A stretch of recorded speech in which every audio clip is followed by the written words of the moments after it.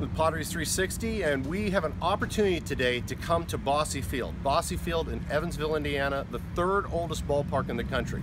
And wouldn't you know it, that there happens to be a former Lake Elsinore Storm player here. Dane Phillips. Dane, it's a pleasure to talk to you. Nice. My pleasure.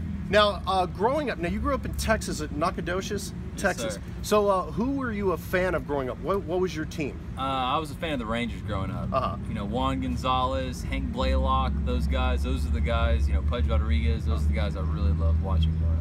Now, as a player, who was a player you really admired? You kind of perked up with Pudge Rodriguez there. Yeah, definitely. I loved watching Pudge as a kid, and I always admired, you know, his arm behind the plate and how he played the game. And I'd say the player I respected the most, though, would probably be Chipper Jones. Chipper Jones? I really liked the way he played the game and felt like he really played it the right way.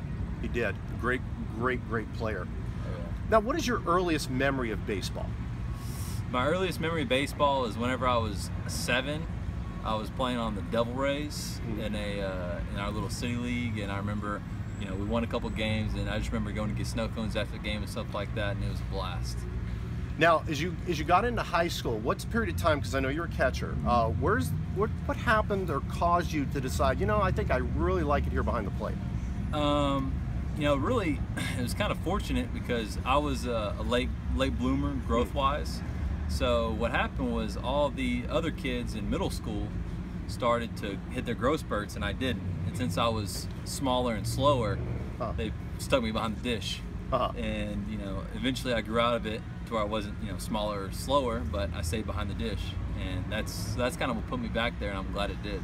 Now, did you play other sports when you were in high school? I played football and baseball. Football and baseball? Yeah. So you get into college or whatever. Now, what was, you played at, was it Oklahoma? Oklahoma State. Oklahoma State. What was it like playing there in Oklahoma State and playing college ball? It was an absolute blast. I enjoyed all the years I spent in Stillwater, and it was a lot more fun than I could have even realized. And I was blessed to get that opportunity, and you know, I hope everybody gets to experience that. Now, draft day comes or whatever. I'm curious. As a player, what's it like? So you know you're getting ready to be drafted, and were you sitting by your phone? Do you have a bunch of people that are there, or tell me about that day for you as a player?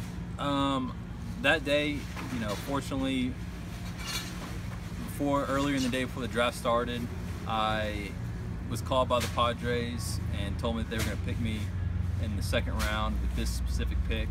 And as a player, you're always a little bit nervous because even if they call you and tell you they're going to pick you, it doesn't mean they're going to pick you. And so I was sitting there waiting with my family, and you know, I actually saw it on the broadcast first, and then I got the phone call. But it was a really, really special moment.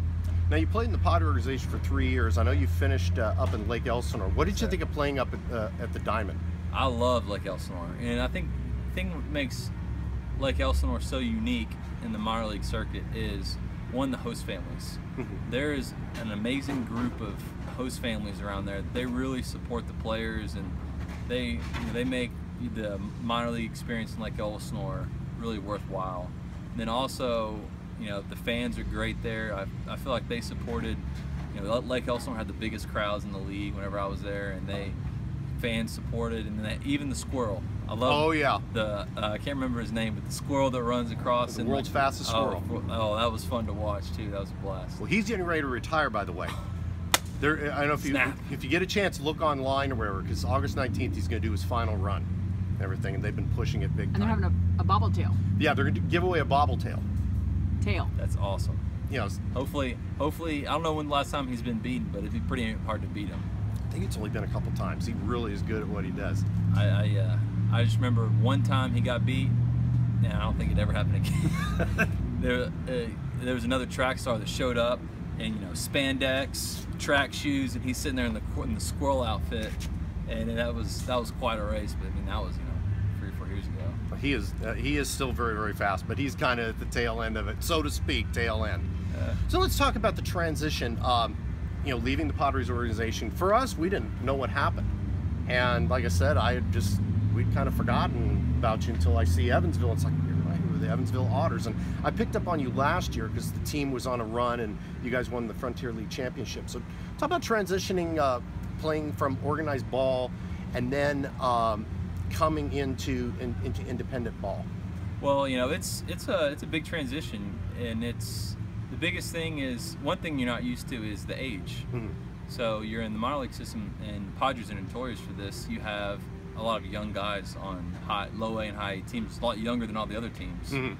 And then you go to independent baseball, and everyone's older. Mm-hmm. You know, now a 24-year-old might be older than their teammates in the Padres organization, but in indie ball, you're still young. Oh. And so that's one big difference, is just the age of the players. And you know, they both have great fans, and they're both a lot of fun to play in. What do you think of playing here in Bosse Field and playing for Evansville? Bosse Field is unique. It's not very often you get to play in a park with this much history and this old. And the people of Evansville, they really support Bosse. And you know, I'm blessed to be able to play here, and I've really enjoyed it. Do you have a host family that you're with? I do. I have a host family, and they have host families here, and just like in Lake Elsinore, they're a big part of the organization. I think that's very important, especially here in independent ball, whatever, and it's good to hear that the fans take care of the players here. Dane, I'd like to thank you so much for your time.